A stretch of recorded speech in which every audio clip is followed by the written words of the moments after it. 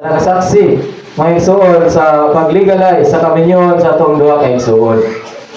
Karon mga igsoon kini nga part. Karon mga igsoon kini nga part matata sa consecration of the newlyweds. So atong paminawon kung sa ilang consecration sa ilang kaminyoon sa pag-legalize sa ilang kaminyoon mga igsoon. Siguro unahon nato ang atong groom. Atong paminawon mga igsoon kung sa iyang consecration alang sa ilahang kaminyoon.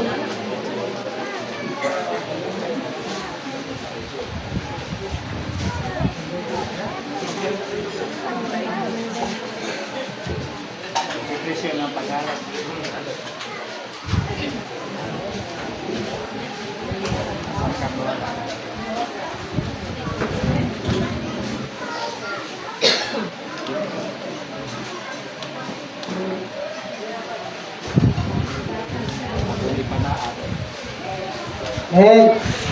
Ay ko na Ginoo mga igsoon. Salamat sa Ginoo na sa amo ay kasulti na sa Ginoo na kita mo kapasalamat mga igsoon no. Kay atong Dios natago mong din.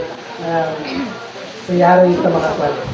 Sa pagkakaroon, alipay yun may sa mong pagkausa, tuman na gyud. Abot na gyud ang adlaw takna na mo na legality na gyud may igsoon. Amen. Salamat.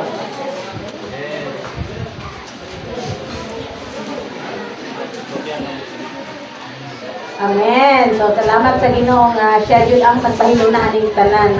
Dili jud namo dili jud kaugalingon namo kabubuton ni. Kun dili siya jud ang naglihok sa tanan or siya jud ang namulong sa among sulod nga buhaton namo ni. So pinaagi jud siya ang grasya galuoy nahitabo na gyud ni nga mausa nami sa awang brother karon. So, amen.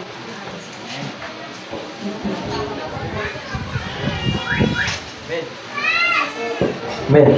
So mga igsoon, doon ay mga igsoon nga muhalad og mga pag-ampo alang sa atong bagong kinasal. So atong tawagon si Brother Arling Malinaw, Brother Eliseo Solatorio, Brother Rex Pipugal o